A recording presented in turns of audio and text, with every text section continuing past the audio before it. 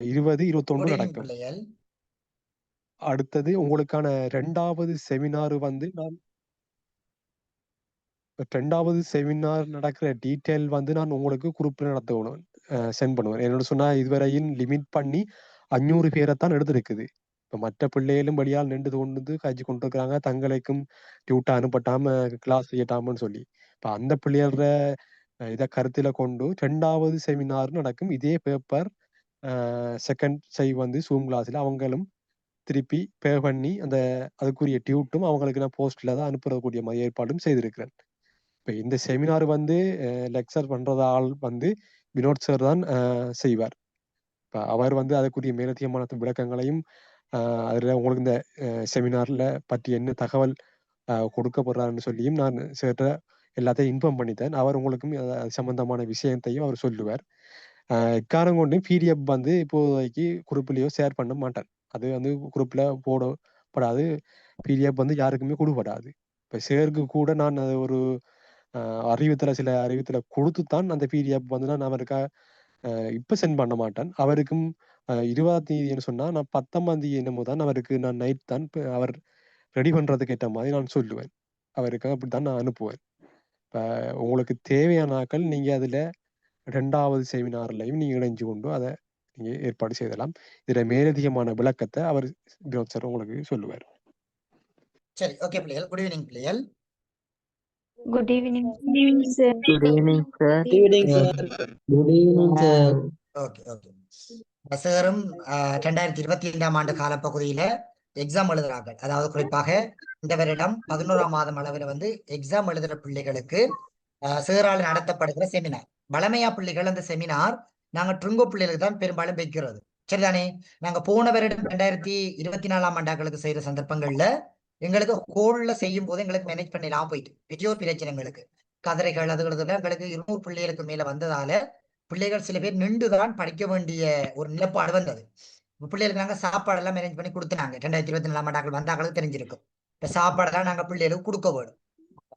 சரியான வகையில செமினார் வார பிள்ளைகளையும் படிவா கவனிக்க வேணும். அதான் எங்களுடைய நோக்கம். அப்ப நாங்க இது வந்து மற்ற வெளி மாவட்ட பிள்ளைகளுக்கு எல்லாம் நிறைய பேர் பாதிக்கப்பட்ட சந்தர்ப்பம் இருக்குது. அப்ப அதால எல்லா பிள்ளைகளையும் சரியான முறைகள்ல கவனத்துல கொண்டுதான் இந்த செமினார் வந்து ஏற்பாடு செய்யப்பட்டிருக்குது. ஆனால் மிச்ச பிரயோசனமா இருக்கும். அது மட்டும் எனக்கு வடிவா தெரியுது. அந்த செமினார் உங்களுக்கு மிச்ச பிரயோசனமா இருக்கும். உங்களுக்கு புக்ஸுகளாக வரும். சரிதானே? அந்த செமினார்கள் வந்து பாத்தீங்கன்னா உங்களுக்கு புக்ஸுகளாக வரக்கூடிய சந்தர்ப்பம் ஒன்று இருக்குது. அப்ப நீங்க இலகுவான முறைகள்ல நீங்க லாஸ்ட்ல வடிவா படிச்சு உங்களுக்கு 12ஆம் மாதம் தான் உங்களுக்கு எக்ஸாம் நடக்க போகுது.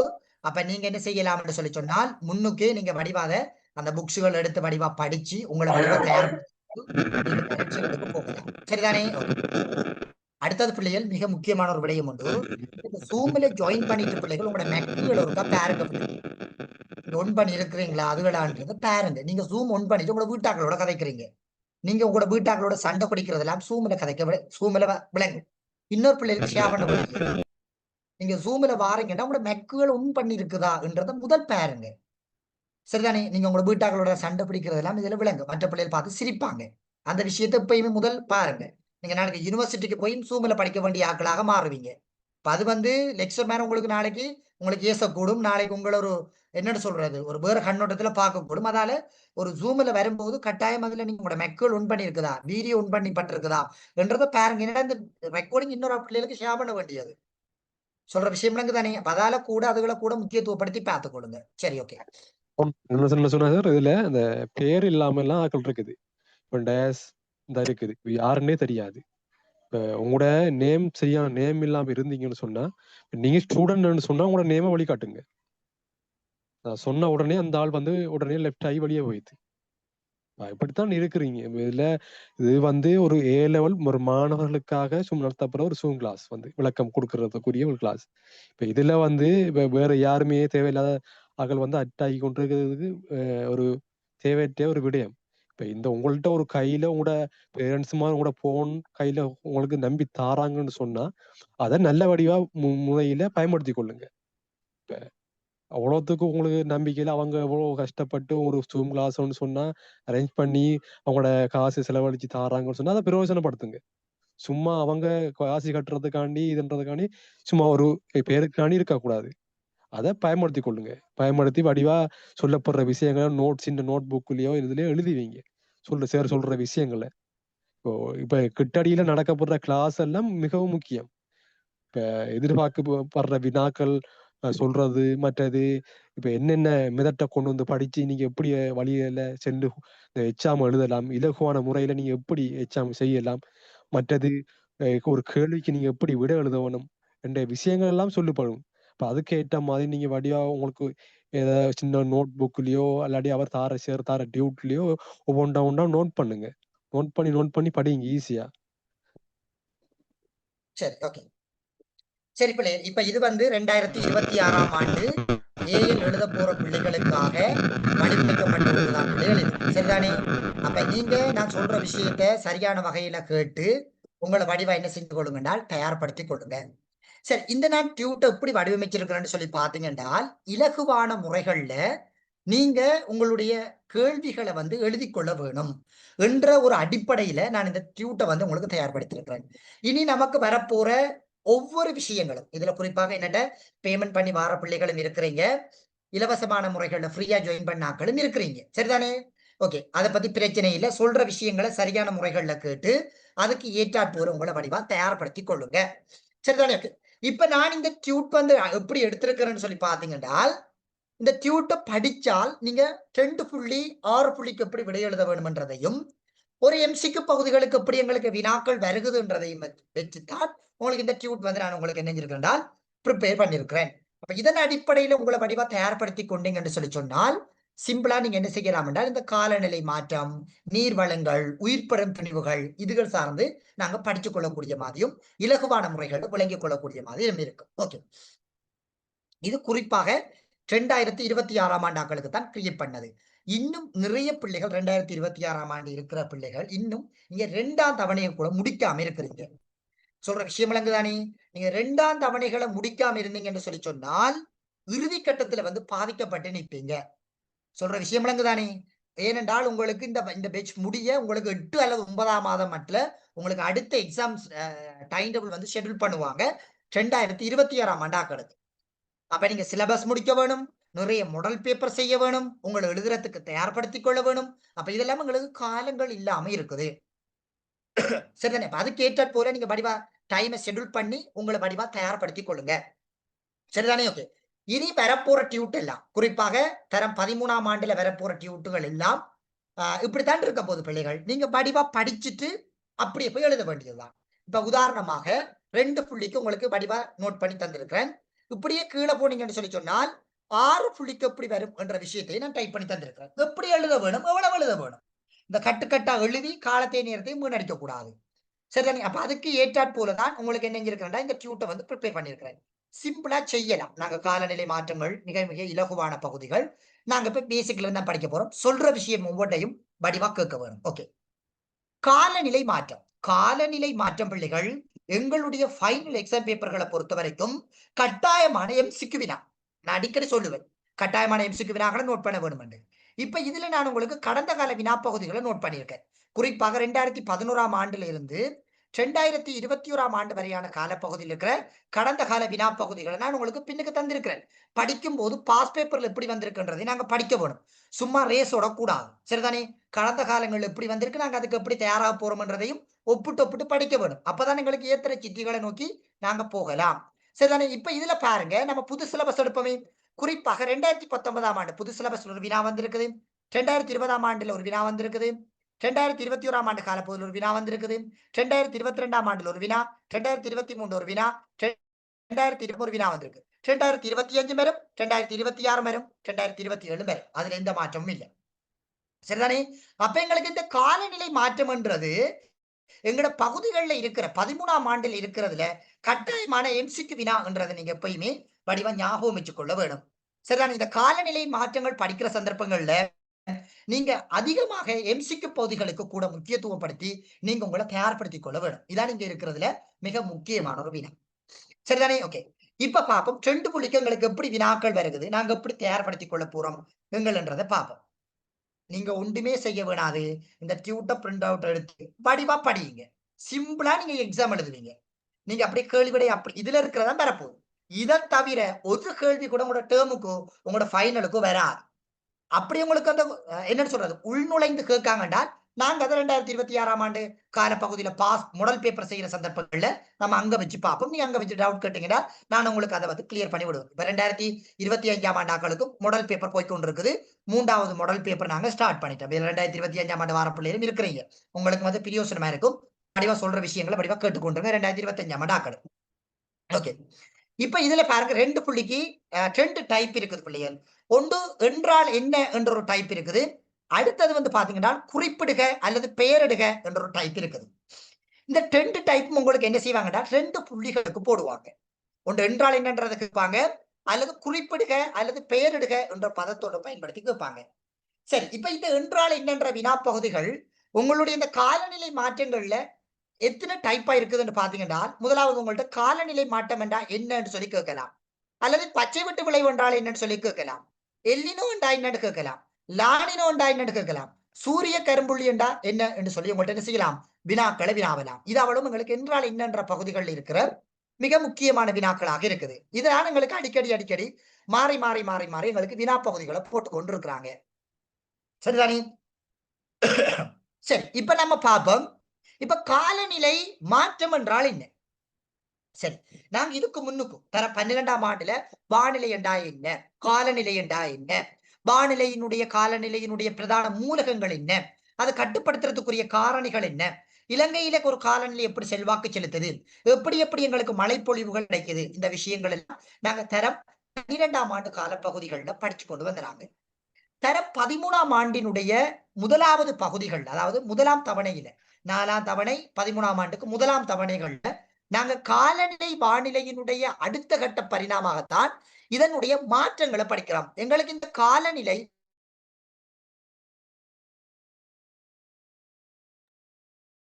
எப்படி எங்களுக்கு புரிகிறது, நாங்க எப்படி விடுபட வேணும் என்ற விஷயங்களை பத்தி கதைக்கிறது தான் நாங்க காலநிலை மாற்றம் என்று சொல்லி சொல்லுவோம். சொல்ற விலங்குதானே? இந்த காலநிலை மாற்றம் என்ற ஒரு பதம் நீங்க கேள்விப்பட்டால், சரிதானே, இந்த காலநிலை மாற்றம் என்ற ஒரு பதம் நீங்க கேள்விப்பட்டால் உடனே உங்களுக்கு ஞாபகம் பெற வேண்டும் என்னன்னு சொல்லி பாத்தீங்கன்னா வெப்பநிலை தான். சரிதானே? இந்த வெப்பநிலை எங்களுக்கு எப்படி எங்களுக்கு இந்த காலநிலை மாற்றத்துல எங்களுக்கு முக்கியத்துவம் பெறுகுது என்ற விஷயத்தை தான் நாங்க கட்டாயம் தெரிஞ்சு வச்சிருக்க வேணும். வெப்பநிலை எப்படி இந்த காலநிலை மாற்றத்தை எங்களுக்கு செல்வாக்கு செலுத்துது. ஏனென்றால் ஒவ்வொரு செயல்முறைகளும் அது எல்லினோவாக இருக்கட்டும், அல்லது லானினோவாக இருக்கட்டும், அல்லது பச்சை விட்டு விளைவுகளாக இருக்கட்டும், அல்லது சூரிய கரும்புள்ளிகளாக இருக்கட்டும், சமுத்திர சுற்றோட்டங்கள்ல வருகின்ற செயல்முறைகளாக இருக்கட்டும், எல்லாத்திலையும் மிக முக்கியமாக இருக்கிற ஒரு அமைப்பு தான் இந்த வெப்பநிலை. அப்ப வெப்பம் தான் எங்களுக்கு அடிப்படை ஒரு காரணிகளாக எங்களுக்கு இந்த காலநிலை மாற்றத்துல நோக்கப்படுகிறது.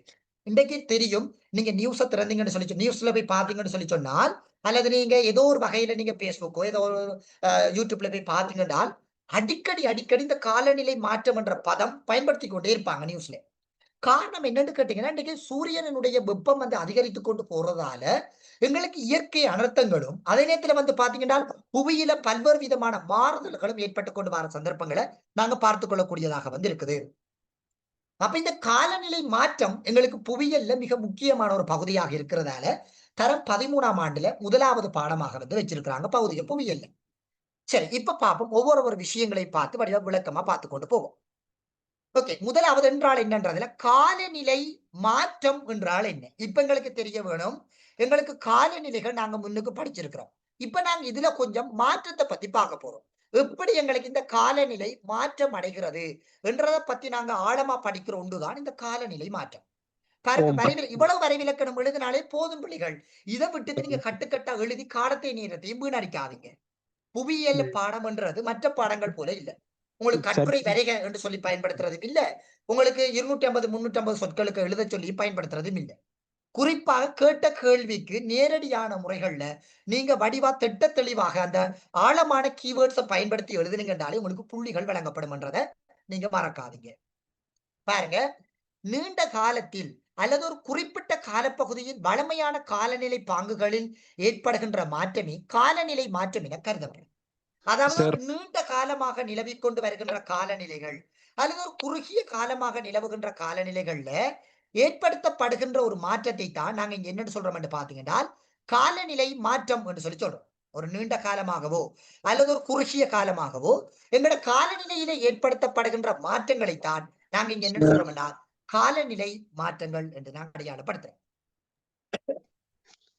ஓம் சார், இந்த பாத்தீங்கன்னா மிக செட் பண்ணி முக்கியமாக அவங்கள இந்த கொஞ்சம் பூகோள remove அல்லது ஒரு பிரதேச ரீதியில் Sir. காலநிலை பாங்குகளில் ஏற்படுகின்ற மாற்றம் இந்த உயிர்ச்சுவட்டு எரிபொருள்களினுடைய பயன்பாட்டினால உருவாக்கப்படுகின்றது என்று சொல்லி சொல்றாங்க. எங்களுக்கு தெரிய வேண்டும் பிள்ளைகள், எங்களோட புவியில ஒரு காலநிலை மாற்றம் ஒன்று ஏற்படுத்தப்படுதுன்னு சொல்லி சொன்னால் அதுக்கு அடிப்படை காரணத்தை போய் பார்த்தீங்கன்னா இந்த உயிர்ச்சுவட்டு எரிபொருளினுடைய தகனமாகத்தான் இருக்கும். அதாவது இந்த பெட்ரோல், இந்த டீசல், இப்படியான நிலக்கரி, இப்படியான உயிர்ச்சுவட்டு எரிபொருள்களினுடைய தகனங்கள் எங்களுக்கு அதிகமாக வந்து எங்களுக்கு என்ன செய்யுதுன்னு சொல்லி பார்த்தீங்கன்னா இந்த காலநிலை மாற்றத்தை வந்து இன்னும் எங்களுக்கு தூண்டி விடுகிறது என்று சொல்லி சொல்றாங்க. இன்னும் எங்களுக்கு உக்கிரப்படுத்தி விடுகிறது அல்லது அதிகப்படுத்தி விடுகிறது எங்களோட புவியினுடைய மேற்பரப்பில் என்று சொல்லி சொல்றாங்க. வளிமண்டல கார்பன் ஆக்சைடு மட்டங்களில் ஏற்படுகின்ற அதிகரிப்பு காரணமாகவே 2020ஆம் ஆண்டின் பிற்பகுதியில் ஏற்படும் மாற்றத்தை இது குறிக்கின்றது. எதுவும் சொல்ல போறீங்களா சார்? ஓம் சார், அந்த கீழே செட் பண்ணி கொண்டு இருக்காங்க சார். அதுல அவங்களே ஒரு ரிமூவ் பண்ணி விடுங்க சார். அவங்கள செட் பண்றாங்களே இதுல தேவையில்லாத வகையில செட்டிங் பண்ணாதீங்க பிள்ளைகள். உங்களோட பேர்களை வாசிக்க வேண்டி வரும் பிறகு அது உங்களுக்கு ஒரு மானக்கேடா இருக்கும். சரிதானே? தேவையில்லாத விஷயங்கள் இதுல செட் பண்ணாதீங்க. உங்களுக்கு வந்து ஒரு கால அவகாசம் தருவேன், நீங்க அதுல உங்களோட டவுட்களை கேளுங்க. சரிதானே? இதுல தேவையில்லாத வகையில செட் எதுவும் பண்ணாது. மற்ற பிள்ளைகளுக்கு ஒரு கஷ்டமா இருக்கும் படிக்கிறதுல. நீங்க ஃபன் பண்ண வாரீங்க போல இருக்குது கிளாஸுகளுக்கு. மற்ற பிள்ளைகள் சீரியஸா படிக்க வருது. தாய் தகப்பனுடைய கஷ்டங்களை உணர்ந்து அந்த பிள்ளைகள் படிக்க வருது. நீங்க பெரிய பில்கேஜ்ல பிள்ளைகளாக இருப்பீங்கன்னு நினைக்கிறேன். நான் பெரும்பாலும் இலங்கையில இருக்கிறீங்க, பில்கேஜ்ல பேர பிள்ளைகளா இருப்பீங்கன்னு போல இருக்குது. அப்ப அதனாலதான் நீங்க ஃபன் பண்றீங்க கிளாஸுகள்ல. மற்ற பிள்ளைகள் கஷ்டம், வீட்டு நிலைமையில் கஷ்டத்துல படிச்சு நல்ல நிலைமைக்கு போகணும் என்று ஒரு எதிர்பார்ப்பு ரீதியாக வருது. அப்ப அந்த பிள்ளைகளுக்காவது நீங்க கொஞ்சம் வழிபடுங்க. படிக்கிறதுல கொஞ்சம் உதவி செய்யலாட்டி முகத்திரம் எதுவும் செய்யாதீங்க. சொல்ற விஷயங்களை வடிவா கேட்க முயற்சிங்க. சார் சொல்லுங்க சிவா.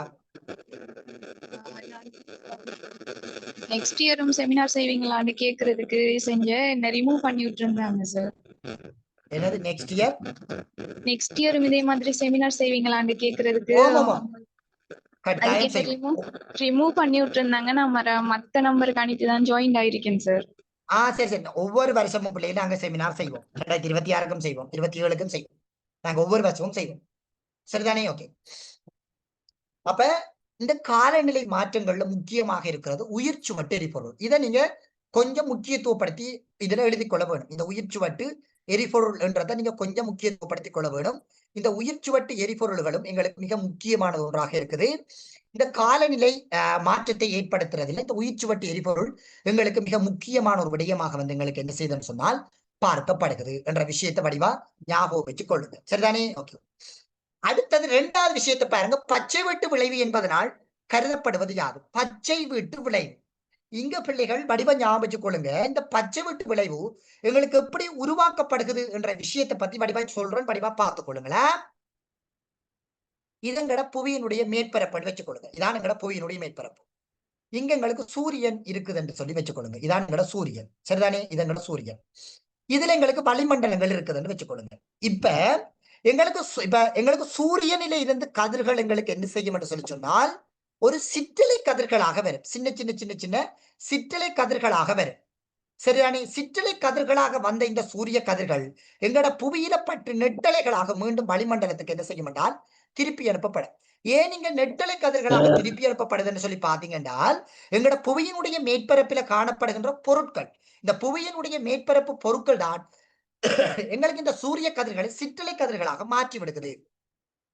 அது நீராக இருக்கட்டும் அல்லது திண்ம பொருட்களாக இருக்கட்டும், பாறைகளாக இருக்கட்டும், இதுல பட்டு திரைப்படைகின்ற போது அந்த கதிர்கள் நெட்டலைகளாக மாற்றி அனுப்பப்படுகிறது. இதை நாங்க சொல்லுவோம் வந்து ஒரு நெட்டலைகள் கதிர்கள் என்று சொல்லி சொல்லுவோம். இப்படி எங்களுக்கு மாற்றி அமைக்கப்படுகிற கதிர்கள் எங்களுக்கு வளிமண்டலத்தில் அப்படி திருப்பி அனுப்பப்படும். இது ஒரு இயற்கையான நிகழ்வு. இப்படி வார கதிர்கள் பட்டு திரைப்படைந்து மீண்டும் வளிமண்டலத்துக்கு அனுப்பப்படுகிற ஒரு இயற்கையான நிகழ்வு. இதைத்தான் 2024ஆம் ஆண்டு காலப்பகுதியில் கேட்ட ஒரு வினா பகுதியுமாக இருக்குது. நான் அதையும் சாம்பிளுக்கு காட்டுறேன், பின்னுக்கு போட்டிருக்கிறேன். இது ஒரு இயற்கையான நிகழ்வு. ஆனால் இங்க என்ன நடக்குதுன்னு சொல்லி பாத்தீங்கன்னா எங்களுக்கு இந்த வளிமண்டலத்தினுடைய இந்த படையமைப்புகள் இருக்குதான், இந்த துண்டுகள், இதை வந்து நாங்க என்ன செய்யறோம்டா பிள்ளைகள் கொஞ்சம் மாற்றி விடுறோம். இந்த துண்டை வந்து என்ன செய்யறது வளிமண்டலத்தில் இருக்குதானே, இதை நாங்க என்ன செய்யறோம்னு சொன்னால் கொஞ்சம் மாற்றி விடுகிறோம். எப்படி மாற்றோம்னு சொல்லி பாத்தீங்கன்னா இந்த மனிதனுடைய அடாவடியான தனம், அதாவது இந்த பச்சை வெட்டு வாயுக்களை உறிஞ்சி மீண்டும் எங்களை புவிக்கு அனுப்புற செயல்முறைகளாக இருக்கின்ற வாயுக்களை நாங்க இங்க அதிகரிக்கிறோம். இதால இந்த சிற்றலைகளாக வருகின்ற இந்த சூரிய கதிர்கள் நெட்டிலைகளாக வளிமண்டலத்துக்கு திருப்பி அனுப்பும் போது அது திருப்பி அனுப்பப்படாம மீண்டும் இந்த வாயுக்களால உறிஞ்சி மீண்டும் எங்கட புவிக்கு அனுப்பப்படுகிறது. இப்படி மீண்டும் எங்கட புவிக்கு என்ன செய்யுது? இப்படி அனுப்பப்படுகிறது. இப்படி அனுப்பப்படுறதால எங்கட புவியின வெப்பநிலை எல்லாம் தேங்கி எங்கட புவி வந்து ஹீட், அதாவது வெப்பம் அடைகிறது. இப்படி வெப்பமடைகிற செயல்முறையைத்தான் நாங்க இங்க என்ன சொல்றோம் என்றால் பச்சை வெட்டு விளைவு என்று சொல்லி சொல்றோம். அதாவது சூரியனிலிருந்து வருகின்ற சிற்றலை கதிர்கள் எங்களோட புவியில பட்டு நெட்டலை கதிர்களாக திருப்பி அனுப்பப்படுகின்ற சந்தர்ப்பங்கள்ல இந்த வளிமண்டலத்துல காணப்படுகின்ற இந்த பச்சை வெட்டு வாயுக்களால உறிஞ்சப்பட்டு மீண்டும் எங்களோட புவிக்கு திருப்பி அனுப்பப்படுகின்ற செயல்முறைகளை தான் நாங்க இங்க என்ன சொல்றோம் என்றால் பச்சை வெட்டு விளைவுகள் என்று சொல்லி சொல்றோம். இதால எங்களுக்கு நிறைய தாக்கங்கள், நிறைய பிரச்சனைகள், நிறைய ஒரு பாதகமான விளைவுகள் எல்லாம் எங்களுக்கு ஏற்படும். அதெல்லாம் என்னென்னன்றதை நாங்க பின்னுக்கு பார்ப்போம். இப்ப விளங்குதா பச்சை வெட்டு விளைவுகள் எப்படி எங்களுக்கு உருவாகுதுன்றது?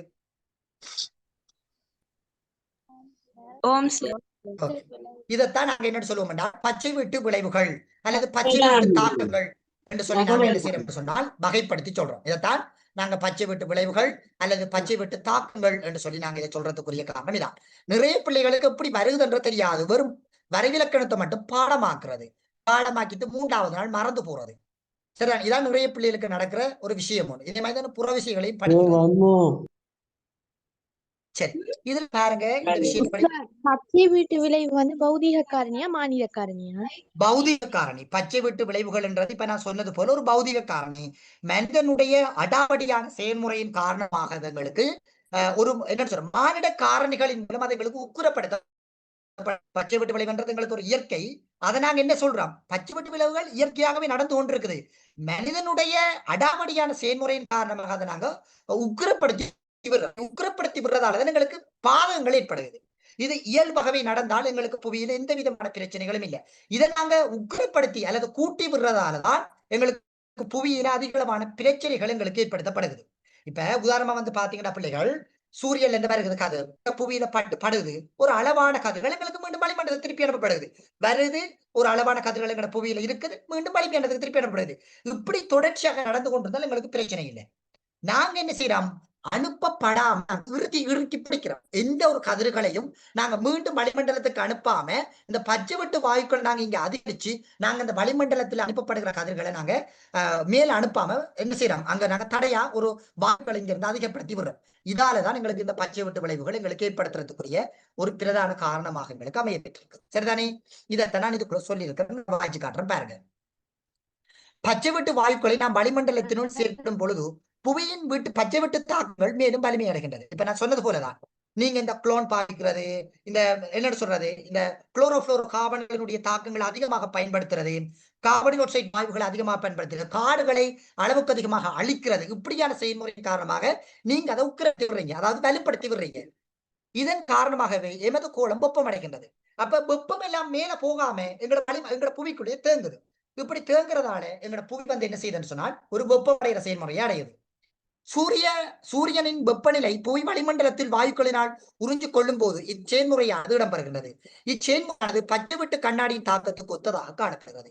இப்ப இந்த பச்சை வெட்டு கண்ணாடின்றது இந்த பயிர் செய்வாங்க தெரியுமா? இந்த பச்சை வெட்டு இல்லம்னு சொல்லி உங்க ஸ்கூல் அமைச்சிருப்பாங்க. இந்த நடைமுறைகளை பயன்படுத்தி தான் இந்த பயிற்சியை எல்லாம் செய்யறாங்க. ஒரு வெப்பநிலைகளை லிமிட் பண்றது, அந்த அந்த கூடாரத்துக்குள்ள வெப்பநிலையை லிமிட் பண்ணி பயிர்களை வளர்க்கிறது. இதே மாதிரி ஒரு செயல்முறையை தான் இங்க நாங்க என்ன சொல்றோம்? பச்சை வெட்டு விளைவுகள் என்று சொல்றதுக்குரிய ஒரு பிரதான காரணமாக வந்து இருக்குது. சரியா பிள்ளைகள்? ஓகே, அடுத்தது எல்லினோ லானினோ. நிறைய பேருக்கு இந்த எல்லினோ லானினோ என்றதுல வந்து பாத்தீங்கன்னா ஒரு குழப்ப நிலை இருக்குது. நிறைய பிள்ளைகள் இந்த டீச்சர்ஸ் கைட் எடுத்து வச்சுட்டு பாடமாக்குறதுக்கும் தெளிவா விளங்கி படிக்கிற பிள்ளைகளுக்கும் ஒரு வித்தியாசம் இருக்குது. நீங்க பாடமாக்கி படிச்சீங்கன்னு சொல்லி சொன்னால் உங்களுக்கு மறக்கும். பாடமாய் பிள்ளைகள் 2 டைப் பிள்ளைகள் இருக்குங்க. ஒன்று பாடமாக்குற பிள்ளைகளை போய் கடகடன் எழுதிடும். சில பிள்ளைகள் பாடமாக்கிட்டு 3வது நாள் மறந்து போயிடும். சில பிள்ளைகளுக்கு இது கஷ்டம் வந்து விட்டு தேவை கஷ்டம் என்று சொல்லி விட்டுரும். இப்படி இருக்கிற முதலாக வேணும். நீங்க நிறைய பேர் கிளாஸ்களுக்கு போறீங்க, போயிட்டு என்ன செய்யறீங்கன்னா பாடமாக்குறீங்க பிள்ளைங்க. நீங்க கிளாஸுக்கு போயிட்டு பாடமாக்குறீங்கன்னு சொல்லி சொன்னால் உண்மையிலே அது பிரயோசனம் இல்லை, பிரயோசனம் இல்லை. அது என்னட்ட வர பிள்ளைகளாகவும் இருக்கட்டும். என்னட்ட வர பிள்ளைகளும் இந்த டவுட் கேட்கிற இல்லையே, டவுட் கேட்டு படிக்கிற பிள்ளைகள் தெளிவா விளங்கிக்கணும். டவுட் கேட்காம உம்மண்டு இருக்கிற போற பிள்ளைகளுக்கு கஷ்டம் தான். முதலாவது ஒரு வகுப்புக்கு நீங்க போறீங்கடா, காசு செலவழிச்சு போறீங்கடா, முதல் டவுட் கேளுங்க. இது எப்படி சார் உருவாகுது, இது எப்படி வருகுது, எங்களுக்கு விளங்க இல்லை சார், திருப்பி ஒருக்கா சொல்லுங்க என்று சொல்லி கேளுங்க. அப்படி கேட்டு படிச்சீங்கன்னா தானே உங்களுக்கு அது ஒரு கிளியர் தன்மை அடையும். சும்மா பெருமைக்கு போய் படிக்கிறது இல்லை, படிவா கேட்டு படிச்சு கொண்டீங்கன்றால் உங்களுக்கு எந்த கேள்வி வந்தாலும் உங்களால தெளிவாக விளங்கி விடை எழுதி கொள்ளக்கூடிய தன்மைகள் உங்களுக்குள்ள உருவாகும். பாடமாக்கணும் என்று யோசிக்காதீங்க. புவியியலை பொறுத்த வரைக்கும் விளங்கி எடுங்க, விளங்கி எடுத்து படிங்க. சரி, எல்லினோ. இந்த எல்லினோ என்று சொல்றதுக்குரிய காரணம் என்னன்னு கேட்டீங்கன்னா பிள்ளைகள், இது ஒரு வெப்பம். பொதுவாக இந்த பசிபிக் சமுத்திர பகுதிகளில் உணரப்பட்ட ஒரு விதமான வெப்பநிலை தான் இங்க எல்லினோ என்றதுக்குரிய ஒரு பிரதான காரணமாக வந்து இருக்குது. குறிப்பாக எல்லினோ என்றதனுடைய ஒரு தாக்கம் வருது என்றால் அங்க வெப்பநிலை தான் அங்க ஒரு பிரதான காரணிகளாக வந்து இருக்குது. புவியினுடைய மேற்பரப்பில வெப்பநிலை அதிகரிக்க அதிகரிக்க அதிகரிக்க இந்த எல்லினோவினுடைய தாக்கமும் அதிகரிக்கும். நான் நினைக்கிறேன் 2023 ஆண்டு காலப்பகுதிகளில் ஒரு நியூஸ் ஒன்று பெருசா பரபரப்பா பேசப்பட்டு கொண்டிருந்தது. நீங்க வேணுமென்றால் நீங்க நியூஸ் பேப்பர் 2023 ஆண்டு நியூஸ் பேப்பரை போய் பார்த்தீங்கன்றால் இந்தியாவில எல்லினோவினுடைய தாக்கங்கள் உணர்த்தப்பட்டது என்று சொல்லி இந்தியா ஊடகங்கள்ல பரபரப்பு நியூஸா வந்து பேசப்பட்டு கொண்டிருந்தது. அப்ப இந்த 2023 ஆண்டு படிக்கிற பிள்ளைகள் அந்த நியூஸை வந்து எனக்கு அனுப்பியிருந்தது.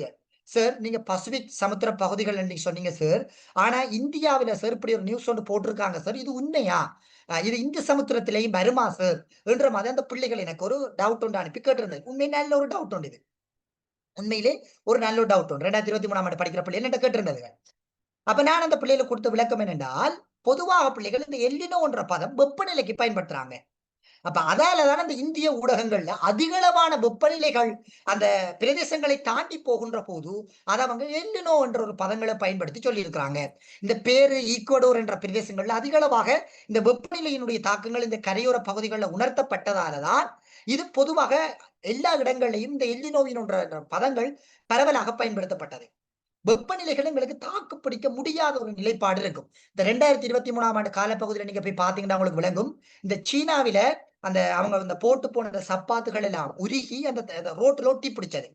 அதெல்லாம் பெரிய பரபரப்பு நியூஸ்களாக பேசப்பட்டது. இந்த காலநிலையினுடைய மாற்றத்தின் காரணமாக நான் அப்பவே சொன்னேன், அந்த பிள்ளைகள் காலநிலை மாற்றங்கள் உணரப்படுகிறது.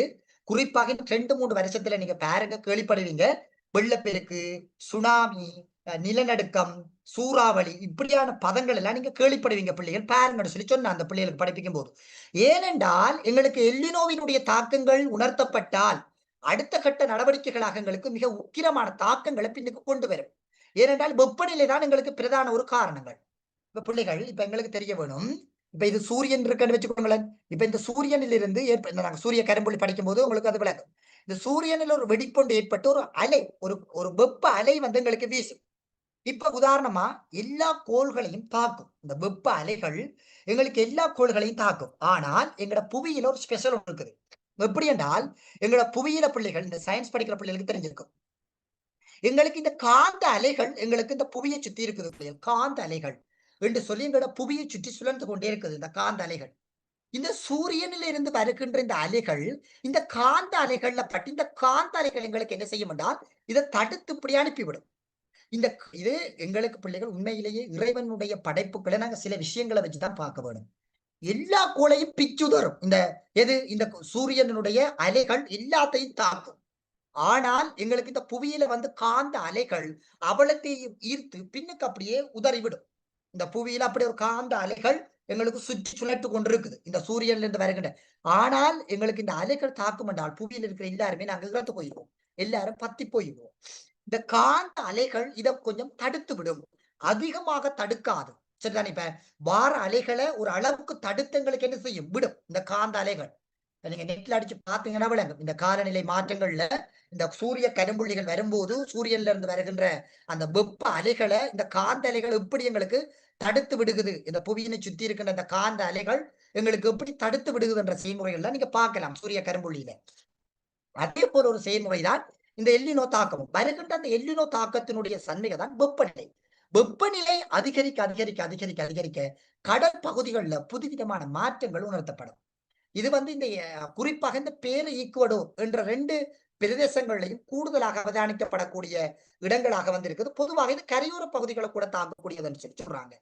அதைத்தான் அதுக்குள்ள சொல்லியிருக்கேன் பாருங்க.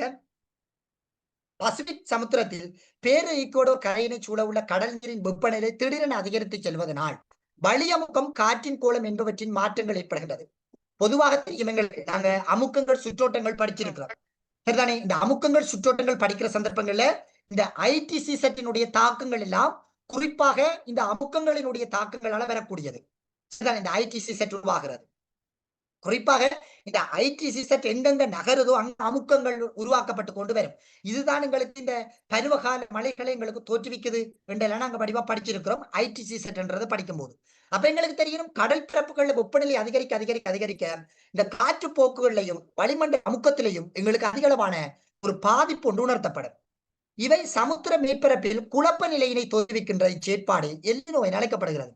அப்ப இந்த சமுத்திர பகுதிகளில் ஒரு குழப்ப நிலை, அது சூறாவளிகளை தோற்றுவிக்கலாம், அடை மலைகளை தோற்றுவிக்கலாம், தாழ் அமுக்கங்களை தோற்றுவிக்கலாம். இப்படியான தன்மைகளை ஏற்படுத்தி இந்த ஒரு குழப்ப நிலையை ஏற்படுத்தும் கடல் பரப்புல. இப்படி ஏற்படுத்துறதை தான் நாங்க இங்க எல்னினோ என்று சொல்றோம். இப்ப உங்களுக்கு ஒரு கேள்வி ஒன்று இருக்கலாம், சார் சரி சார், அப்ப நீங்க சொன்னீங்க இப்ப இந்தியாவில் எல்னினோ வந்ததுன்னு சொல்லி, அப்ப அது எங்களுக்கு பிரச்சனை ஏற்படுத்துமா? ஒரு எல்னினோன்றது எங்களுக்கு எப்ப கேள்விப்படும் என்றால், பிரச்சனைகள் எப்ப உருவாகுதோ அப்ப நாங்க எல்னினோ பத்தி கதைப்போம். பிரச்சனை வரலாட்டி ஓகே, பிரச்சனை இல்லை, நீ இந்த எல்லினோ வந்தாலும் பிரச்சனை இல்லை, நாங்க அதை பத்தி பேச கதைக்க மாட்டோம். எல்லினோ வந்தால் எங்களுக்கு பிரச்சனை தான் வரும், கூடுதலாக அதிகமாக பிரச்சனை வரும். 100% எங்களுக்கு பிரச்சனை ஏற்படுத்தி கொண்டுதான் போகும் எல்லினோவினுடைய தாக்கங்கள். 10% எங்களுக்கு பிரச்சனை இல்லை என்று சொல்லி சில அறிஞர்கள் சொல்றாங்க.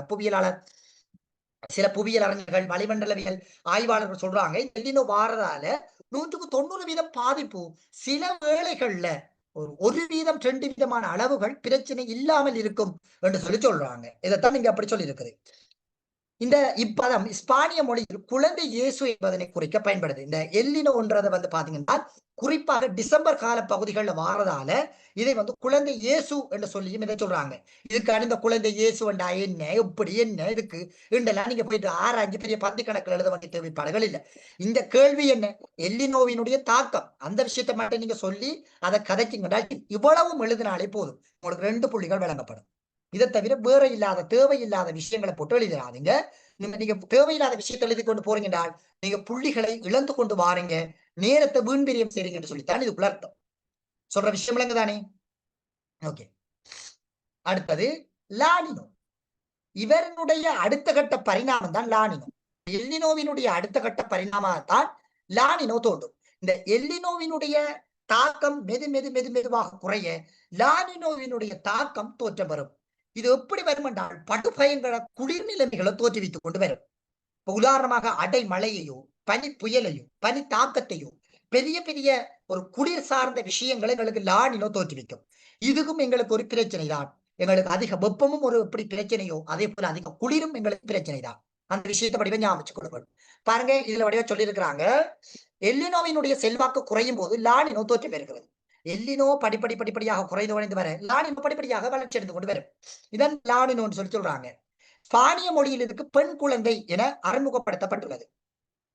இப்ப இதுக்கு இன்னொரு இடத்துல சொல்லுவாங்க பெண் மரியாள் என்று சொல்லி சொல்லுவாங்க. சில இடங்கள்ல பெண் குழந்தை என்று சொல்லுவாங்க. உங்களோட ஆசிரியர் வழிகாட்டியில பெண் குழந்தை என்று சொல்லியிருப்பாங்க. பழைய டீச்சர்ஸ் கைட்ல எடுத்து பாத்தீங்கன்னா பெண் மரியாள் என்று சொல்லுவாங்க. நான் இந்த 2 பதங்களையும் நான் நெட்ல தேடி பார்த்தேன். இதுக்கு ஏதோ ஒரு வகையில இப்ப பேர் வைக்கிறது சும்மா வைக்க மாட்டாங்க தானே. இப்ப இது டிசம்பர் கால பகுதியில் வச்சாங்க. அப்ப ஏன் இதுக்கு பெண் குழந்தை அல்லது பெண் மரியாள் என்று சொல்லி வைக்காங்கன்னு சொல்லி பாத்தீங்கன்னா, இப்ப இயேசுவினுடைய தாய் தான் மரியாள். அப்ப ஒரு இயேசு இப்ப தெரியும், ஒரு குழந்தைய ஒரு ஆதரிக்கக்கூடிய வகைகள்ல அதனுடைய தன்மைகளை தேற்றக்கூடிய வகையில வரக்கூடிய ஒரு குழந்தை அழுதென்றால் தேற்றக்கூடிய தாய், அப்ப அது மரியாள். அதே போல இந்த எல்லினோவினுடைய தாக்கங்கள் உக்கிரமாக வருகிற சந்தர்ப்பங்கள்ல அதை தேற்றக்கூடிய வருகின்ற இந்த லானினோவைத்தான் அவங்க பெண் மரியாள் அல்லது பெண் குழந்தைகள் என்று சொல்லி பேர் வச்சிருக்கிறாங்க. சரி, சில இடங்கள்ல பெண் மரியாள் என்று சொல்லி சொல்லுவாங்கடா. அப்ப அதுவும் சரிதான், 2 விதமாகவும் பயன்படுத்துவாங்க. பிள்ளைகள் கீறாதீங்க, பிள்ளைகள் இதை நீங்க கீறுறீங்கன்னு சொல்லி சொன்னால் டிஸ்டர்பா இருக்கும். கீறாதீங்க, உங்களோட பேர்களை பயன்படுத்தி ஜாயின் பண்ணிக்கொள்ளுங்க, சரிதானே? அடுத்தது பாருங்க, எல்லினோவினால் வெப்ப பருவத்தினை அனுபவிக்கும் பிரதேசங்கள் எல்னினோவின் செயற்பாட்டினால் குளிர்ச்சியான தன்மைகளை பெறும். நான் சொன்ன போலதான் ஒரு எல்னினோவினுடைய வெப்பத்தை எவ்வளவுக்கு அந்த பிரதேசங்கள் சந்திக்கின்றதோ அதே போல லானினோவினுடைய தாக்கத்தால குளிர்நிலை. இப்ப இது வந்து பிள்ளைகள் ஒரு இயற்கை. ஏன்னு பாத்தீங்கன்னா ஒரு வெப்பமும் குளிரும் மிக முக்கியமானது. எங்களுக்கு வெப்பமும் குளிரும் மிக முக்கியமானது. அதிக வெப்பம் வந்தாலும் பாதிப்பு, அதிக குளிர் வந்தாலும் பாதிப்பு. அப்ப எங்களுக்கு தெரிய வேணும் பாருங்க, இயற்கை எப்படி வடிவமைக்கப்பட்டிருக்கின்றது பாருங்க. அதிகம் வெப்பம் வந்து போன இடங்கள்ல அதிக குளிர் வந்து அதை வந்து இதப்படுத்தி கொண்டு போகுது. ஏனென்றால் ரெண்டும் எங்களுக்கு பாதகத்தை ஏற்படுத்தும். இல்லாட்டி அந்த புவி அந்த பிரதேசத்துல மிகப்பெரிய ஒரு அழிவுகளை சந்திக்கும். அது வந்து ஒரு இயற்கையான ஒரு நிகழ்வுகளாக இருக்குது. இந்த லானினோவினுடைய தாக்க செயல்முறைகள் இதைத்தான் இங்க லானினோ என்று சொல்லி சொல்றாங்க. அடுத்து சூரிய கரும்புள்ளி. சூரிய கரும்புள்ளி அல்லது காந்தப்புல வெடிப்பு என்று சொல்லுவாங்க. பாருங்க, சூரியனில் ஏற்படுகின்ற வெடிப்பு காரணமாக சூரியனில் பாரிய தீச்சுவாலைகள் உருவாகும். இத்தகைய தீச்சுவாலைகள் உருவாவதனால் அவை அழிவடைய 11 ஆண்டுகள் தேவையாகும் என ஆய்வுகள் மூலம் கண்டறியப்பட்டுள்ளது. இவ்வெடிப்பும் நிகழ்வுகள் கரும் நிறமாக தோற்றமளிக்கும். இவை சூரிய கரும்புள்ளிகள் என அழைக்கப்படுகின்றது. இன்றைக்கு அந்த சூரியன்ல வந்து பாத்தீங்கன்னா வெடிப்புகள் ஏற்படுத்தப்பட்டிருக்கிறத இன்றைக்கு கண்டுபிடிச்சிருக்கிறாங்க. சூரியன்ல இன்றைக்கு கரும்புள்ளிகள் உருவாக்கப்பட்டதாலதான் இன்றைக்கு எங்கட புவியில வந்து அதிக அளவான வெப்பநிலைகள் வந்து எங்களுக்கு தோற்றுவிக்கப்பட்டதுக்குரிய ஒரு பிரதான காரணமாக வந்து இருக்குது. இப்ப மனிதனுடைய பிள்ளைகள் அடாவடியான தனம். மனிதனுடைய அழிவுகள் எதுல இருக்குன்னு கேட்டீங்கன்னா மனிதன் இருக்குது. அதுக்குரிய மிகப்பெரிய உதாரணம் தான் நாங்க எங்கட அடாவடியான தனங்களை வந்து பயன்படுத்துறது. அணு ஆயுத பரிசோதனைகள் இதெல்லாம் என்னத்துக்கு? இப்ப உதாரணமா ஒரு மனிதன் ஒத்துழைப்பு ரீதியாக இருந்தால் அணு ஆயுதங்கள் எல்லாம் தேவையில்லை பிள்ளைகள். ஒவ்வொரு நாட்டு மனிதர்களும் இப்ப இதை சொல்றாங்க, ஆய்வாளர்கள் சொல்றாங்க, இந்த புவியியல் ஆய்வாளர்கள் சொல்றாங்க, அணுவாயுதம் எல்லாம் தேவையில்லை, எங்களோட புவிக்கு தேவையில்லை. ஏன் மனிதர்கள் எல்லாமே ஒரே ஆக்கள் என்று சொல்லி நாங்க எங்களுக்கு பகுத்தறிவு இருக்குது. நாங்க ஒன்றும் விலங்குகள் அல்ல. இப்ப புவியியல் ஆய்வாளர்கள் சொல்றாங்க, இந்த சூரிய கரும்புள்ளிகளை விட மனிதனுடைய தாக்கம் தான் மிக கூடுதலாக இருக்காம் புவியில் என்றாங்க. ஏனென்றால் இந்த சூரிய கரும்புள்ளிகள் உருவாகும் போது எங்களுக்கு ஒரு பாதிப்புகளை ஏற்படுத்திவிடும். ஆனால் மனிதன் தான் புவியில அதிகளவு அழிவுகளையே செய்யறான். ஏன் அணுவாயுதங்கள் எங்களுக்கு தேவையில்லை. ஏன் எல்லா மனிதர்கள் எல்லாம் ஆட்கள் என்று சொல்லி நாங்க எல்லாருமே ஒரு ஒத்துழைப்பு ரீதியாக இருந்தோம் என்றால் பிரச்சனைகள் வராது, முரண்பாடுகள் வராது, அணுவாயுதங்கள் வராது, ஆயுதங்கள் வேண்டி போராட்டங்கள் வராது, யுத்தங்கள் வராது, எதுவுமே வராது. புவியும் இயற்கையும் ஒன்றாக இணைந்து மனிதனுடைய ஆரோக்கியம் இன்னைக்கு காலநிலை மாற்றங்களை விட முக்கியமாக மனிதனை வந்து பிரதிநிதித்துவப்படுத்துது. குறிப்பாக மனிதனுடைய இந்த நிறைய அதாவது இந்த உயிர் சுவட்டு எரிபொருளுடைய தகனங்கள், அணுவாயுத செயல்முறைகள், காடுகளினுடைய அழிப்பு, இப்படியான செயல்முறைதான் இன்றைக்கு அதிகளவான செயல்முறைகளை ஏற்படுத்துது. இதே போலதான் இந்த சூரிய கரும்புள்ளிகளும் சூரியனில் ஏற்படுகின்ற வெடிப்பு அல்லது வந்து சூரியனில் ஏற்படுகின்ற ஒரு தாக்கம் எங்களுக்கு அதிகளவான வெப்பத்தை ஏற்படுத்தி தீச்சுவாலைகளை ஏற்படுத்தி புவியில அதிகளவான தாக்கத்தை ஏற்படுத்துமாம். இது அழிவடைந்து இல்லாம போறதுக்கு குறிப்பாக 11 ஆண்டுகள் எங்களுக்கு தேவைப்படக்கூடியதாக இருக்குமாம். இதைத்தான் நாங்க இங்க என்ன சொல்றோம், சூரிய கரும்புள்ளிகள் அல்லது சூரிய காந்த புலத்தின் ஏற்படுகின்ற வெடிப்புகள் என்று சொல்லுவோம். இதைத்தான் கடந்த கால பகுதிகளில் கேட்டிருப்பாங்க. எத்தனாம் ஆண்டு காலப்பகுதின்னு போய் பாத்தீங்கன்னா 2021-22 ஆண்டு காலப்பகுதிகள்ல சூரிய கரும்புள்ளி இடம்பெறுவதற்கான காரணங்கள் போய் பாத்தீங்கன்னா உங்களுக்கு சூரிய கதிர்வீசினுடைய அளவு, சூரிய சிறுகோள்களுடைய மோதல், ஞாயிற்றுத்தோதின் தாக்கம், சூரிய காந்த புலத்தின் ஏற்படுகிற வெடிப்புகள், இதுதான் இந்த 2021-22 ஆண்டு காலப்பகுதியில் கேட்கப்பட்டிருக்கிற வினாக்களாக வந்து இருக்குது. சரிதானே? இந்த விஷயத்தை வடிவா கவனத்துல கொண்டு கொள்ளுங்க. இன்னும் ஒரு விஷயத்தை வடிவா சொல்றோம் பிள்ளைகள், என்னன்னு சொன்னால் 2024 ஆண்டு காலப்பகுதியில் பிள்ளைக்கு மெடிசின் யூனிவர்சிட்டி கிடைச்சிருக்குது. ஒரு பிள்ளைக்கு 2024 ஆண்டு எழுதின பிள்ளைக்கு இந்த கம்பஹா விக்ரமாராய்ச்சி யூனிவர்சிட்டி ஒன்று கிடைச்சிருக்குது. ஒரு கொழும்பு பிள்ளைக்கும் ஒரு என்னட்ட படிச்ச ஒரு திருவண்ணாமலை பிள்ளைக்கும் ஒரு கொழும்பு பிள்ளைக்கும் கம்பஹா விக்ரமாராய்ச்சி யூனிவர்சிட்டி ஒன்று கிடைச்சிருக்குது, பிஎஸ்சி டிகிரி. குறிப்பாக வடிவ ஞாபகத்துக்கு ஆர்ட்ஸ் படிச்சு நாங்க மெடிசினுக்குரிய கோர்ஸ்களுக்கும் போகலாம். இன்னொரு பிள்ளைக்கு பேச்சு மொழியும் செவிமடுத்தல் கோர்ஸ் கிடைச்சிருக்கு கலனி யூனிவர்சிட்டி. அப்ப வடிவா படிக்கிற பிள்ளைகளுக்கு நல்ல நல்ல யூனிவர்சிட்டி கிடைக்கும். இப்ப அந்த பிள்ளைகள் முடிச்சு வரும்போது ஹாஸ்பிட்டல்ல ஒர்க் பண்ணுங்க. அப்ப யோசிச்சு பாருங்க, அர்ப்பணிப்பு இருக்கிற பிள்ளைக்கு நல்ல யூனிவர்சிட்டி கிடைக்கும்ன்றது இந்த அனுபவ ரீதியான ஒரு பகிர்வு. அந்த பிள்ளை தர்மிகான்றா அந்த பிள்ளையோட பேர். அந்த பிள்ளை படிக்கும்போது 12 மணிக்கெல்லாம் எழுப்பி டவுட் கேட்கும். அந்த பிள்ளை சொல்ற விஷயங்கள் எல்லாத்தையும் நோட் பண்ணி அனுப்புற பிள்ளை தான் அந்த பிள்ளை. அந்த பிள்ளையும் நான் பாருங்க எப்படி கடவுள் ஏற்பாடு என்று பாருங்க. அந்த கலனி யூனிவர்சிட்டிக்கு செலக்ட் ஆன பிள்ளையும் அதே போல அந்த பிள்ளை புத்தள பிள்ளை ஃபர்ஹானான்னு சொல்லி அந்த பிள்ளை. அந்த பிள்ளையும் அதே போலதான் நிறைய ஹார்ட் ஒர்க் பண்ணி படிச்ச பிள்ளைகள் எல்லாரும் நல்ல நல்ல யூனிவர்சிட்டிக்கும் பெரிய பெரிய கோர்ஸுகளும் அந்த பிள்ளைகளுக்கு கிடைச்சிருக்கு. உண்மையிலே பெரிய சந்தோஷம் உண்டு. அர்ப்பணிப்பு இருக்கிற பிள்ளைக்கு நல்ல யூனிவர்சிட்டி கிடைக்கும்ன்றது என்னுடைய அனுபவம் பகிர்வு. வடிவா நீங்களும் படியுங்க. என்னட்ட படிச்ச பிள்ளை நிறைய பேர் நிறைய யூனிவர்சிட்டியில இருக்குதுகள். நீங்க போய் அங்க மீட் பண்ணுவீங்க அந்த பிள்ளைகளை. அப்ப நல்ல வடிவா படியுங்க. உங்களோட தாய் தகப்பனுடைய கஷ்டங்கள் உணர்ந்து படியுங்க. நான் நல்ல நல்ல பொதுவாக நீங்க ஆர்ட்ஸுக்கு தான் போகணும்ன்றதை யோசிக்காதீங்க. லோவுக்கு போங்க. நீங்க செல்ஃபாவே வடிவா லேர்ன் பண்ணி வடிவா உழைக்கலாம்.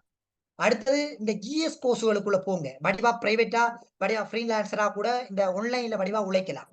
அடுத்தது வந்து பாத்தீங்கன்னு சொல்லி சொன்னால் ஆசிரியர் என்றது வெறுமனை கற்பிப்பது மட்டுமில்லை, உங்களுக்கு வழிகாட்டியாகவும் இருக்க வேணும். அதன் அடிப்படையில நான் உங்களுக்கு நிறைய விஷயங்களை சொல்றேன். ரெண்டு பிள்ளைகிட்ட படிக்கிற பிள்ளைகள் கோர்ஸ் எல்லாம் செலக்ட் பண்ணி கொடுக்குறேன். நிறைய பிள்ளைகளுக்கு யூனிவர்சிட்டி கோர்ஸ் போட தெரியாது. தேவையில்லாத சும்மா சும்மா கோர்ஸுகளுக்கு போயிட்டு எல்லாம் சும்மா சும்மா வாழ்க்கையில கழிக்குதுகள். வடிவா படிச்சு உங்களோட ரிசல்ட் 3 ஆக இருக்க வேணும், 1.8 ஆக இருக்க வேணும். உங்களோட சட் ஸ்கோர் 1.8 ஆக இருக்க வேணும்ன்றதுக்கு வேண்டி படிங்க. படிச்சீங்கன்றால் நீங்க நல்ல நல்ல யூனிவர்சிட்டி நல்ல நல்ல வாழ்க்கைக்குள்ள போவீங்க. அதை உணர்ந்து வடிவா படிங்க. யூனிவர்சிட்டியில நிறைய கோர்ஸ்கள் அறிமுகப்படுத்திருக்கிறாங்க. அதுக்கேற்ற மாதிரி உங்களை வடிவா தயார்படுத்தி வடிவா படிங்க. சரிதானே? சந்தேகங்கள் எதுவும் இருந்தால் வடிவா தயங்கா கேட்டு இருக்கிற காலங்களை பயன்படுத்திக் கொள்ளுங்க. குறிப்பாக 2026ஆம் ஆண்டு நாளைக்கு நம்ம கிளாஸ் இருக்கு தானே.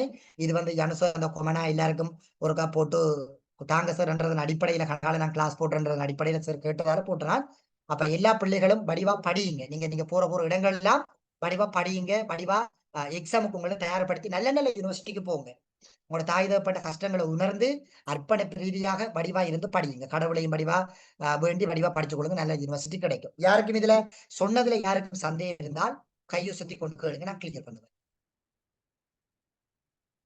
கையை சத்தி கேளுங்க. எல்லாம் கதைச்சிங்கன்னா ஒண்ணு விளங்காது.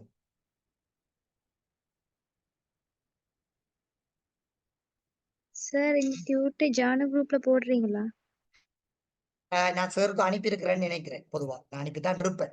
குரூப்ல போட்டு விடுங்க சார். அனுப்பி விடுறேன். ஜானு சாருக்கு அனுப்பி விடுறேன். எடுத்து படிங்க. பிரச்சனை சொல்லுங்க பிள்ளை. பச்சை வீட்டு விளைவு கொஞ்சம் விளங்கப்படுத்துங்களே. பச்சை வீட்டு விளைவியா? எங்களுக்கு சூரியனிலிருந்து சூரிய கதிர்கள் வரும் பிள்ளை. வழியா பாருங்க. சூரியனிலிருந்து சூரிய கதிர்கள் வருகிறது. இதை விட வளிமண்டலம் வச்சுக்கொள்ளுங்க. இதை புவியினுடைய மேற்பரப்புன்னு வச்சுக்கொள்ளுங்க. இங்கிருந்து வேற அந்த சூரிய கதிர்பிள்ளை எங்கட புவியில பட்டு வளிமண்டலத்துக்கு திருப்பி இறக்கப்படுது. இது இப்படியே போகும் என்றாலும் எங்களுக்கு ஒரு பிரச்சனையும் இல்லை. சந்தோஷம். ஏன்? புவியில வெப்பநிலை தேங்காது. எங்களுக்கும் நாங்களும் எந்த விதமான பிரச்சனையும் இல்லாம இருக்கலாம். இப்ப நாங்க என்ன செய்யறோம் என்றால் இந்த இருக்கிற இதுல எங்களுக்கு வாயுகள் இயல்பாக இருக்கும். இந்த வாயுகளை நாங்க என்ன செய்யறோம்னா இன்னும் கூட்டி விடுறதால இந்த கார்பன் ஆக்சைடு, குளோரோஃபுளோரோ கார்பன், இப்படி பச்சை வெட்டு வாயுக்கள் நிறைய இருக்குது. இது என்ன செய்தால் இந்த தெறிப்படைந்து போற இந்த வெப்ப கதிர்களை உறிஞ்சி மீண்டும் எங்கட புவிக்கு திருப்பி அனுப்புது. இப்படி திருப்பி அனுப்பப்படுறதால எங்கட புவி வெப்பமடைகிற அந்த செயல்முறையைத்தான் நாங்க இங்க என்ன சொல்றோம் என்றால் பச்சை வெட்டு விளைவுகள் என்று சொல்லி சொல்றோம். சரியா பிள்ளை? Okay sir. அந்த வெப்பநிலை அதிகரித்தால ஓசோன் படை நலிவடைஞ்சு அப்படி இருக்கு சார். ஓலவெல்ல படிச்சது. அதுக்கும் இதுக்கும் சம்பந்தம் இல்லை பிள்ளை. ஏன் கூட அங்கெல்லாம் போறீங்க? தேவையில்லாத விஷயத்துக்குள்ள ஏன் போறீங்க? பச்சை வெட்டு விளைவு விளங்கி வச்சுக்கொள்ளுங்க. இப்படித்தான் செய்முறை என்றதை விளங்கி வச்சுக்கொள்ளுங்க. கேளுங்க ஸ்லோப். எல்னினோன்ற என்னன்னு கொஞ்சம் விளங்கப்படுத்துங்க சார். சோட்டா எல்னினோன்றது தம்பி இந்த அதாவது வந்து பாத்தீங்கன்னா இந்த பொதுவாக வெப்பநிலை அதிகமாக ஏற்படுகின்ற வெப்பநிலை என்றதை ஞாபகம் வச்சுக்கொள்ளுங்க. சோட்டா இப்ப கீவேர்ட்ஸை நாம பார்த்தோம்னு சொன்னால் அதிக வெப்பநிலை, அதிக குளிர், அதிக வெப்பநிலை எல்லினோ, அதிக குளிர் லானினோ. இது ரெண்டையும் படிவா ஞாபகம் வச்சுக்கோன்னா எம்சிக்கு டிக் பண்ணலாம் நீங்க. இப்ப எல்லினோன்றது குறிப்பாக இந்த பேர் ஈக்குவடோர் பகுதிகளில் சமுத்திரத்துல ஏற்படுகின்ற ஒரு விதமான மாற்றம், இந்த வளியிலையும் இந்த காற்றிலையும் ஏற்படுகின்ற மாற்றத்தால ஏற்படுத்தப்படுகிற ஒரு வெப்பநிலையான ஒரு செயல்முறையைத்தான் நாங்க இந்த எல்லினோ என்று சொல்லி சொல்றோம். சரியா ஸ்லோப்? Okay sir, thanks. இப்ப நீங்க தம்பி எம்சிக்யூக்கு வர எம்சிக்யூக்கு வந்தா டக்குன்னு அந்த கீபோர்ட்ஸை டக்குன்னு எழுதிட வேணும். எப்படி? எல்லினோன்றது வெப்பம், லானினோன்றது குளிர். இது ரெண்டையும் வச்சுக்கொண்டு 5 விடையும் பாத்தீங்கன்னா சிம்பிளா கோடு போடுவீங்க. அந்த கீவேர்ட்ஸை வச்சுக்கொண்டு உங்களுக்கு எம்சிக்கு தயாரிப்பாங்க. சரியா தம்பி? சரி சார். சரி பிள்ளைகள், தந்திருக்கிற விஷயங்களை வடிவா படியுங்க. எதுவும் சந்தேகம் எதுவும் இருந்தால் நீங்க கிளாஸுகள்ல கேளுங்க, நான் உங்களுக்கு விளங்கப்படுத்துவேன். சரிதானே? மற்ற கிளாஸுகளை தொடர்ச்சியா பார்த்து கொண்டு போவோம். நாளைக்கு கிளாஸ் இருக்குது, மார்னிங் கிளாஸும் இருக்குது. மார்னிங் கிளாஸ்ல ஜாயின் பண்ணி கொள்ளுங்க. பேமெண்ட் பண்ணி வர பிள்ளைகளுக்கு தெரியும் மார்னிங் கிளாஸை நீங்க ஜாயின் பண்ணி கொள்ளுங்க. சரியா பிள்ளைகள்? ஓகே. இது மூணு தான் காரணங்களா? என்ன பிள்ளை? இது மூணு தான் காரணமா காலநிலை மாற்றத்துக்கு? காலநிலை மாற்றத்துக்கு 3 தானே காரணம் கேட்குறீங்களா? ஓ, 3 காரணம் இல்லை. இது என்றால் என்னென்ற வினாப்பகுதிகளுக்கு வாரது காரணிகள் எல்லாம் 6 புள்ளிக்கு எப்படி வரும், எப்படி எழுதணும்ன்றதை நான் அடுத்தடுத்த கிளாஸுகளை கதைச்சு கொண்டு போறேன். சரிதானே? சொல்லுங்க. கிளாஸ் போடுறீங்க?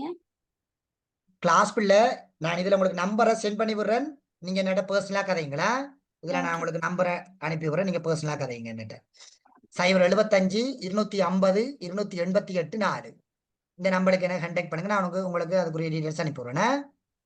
Okay sir. ஓகே.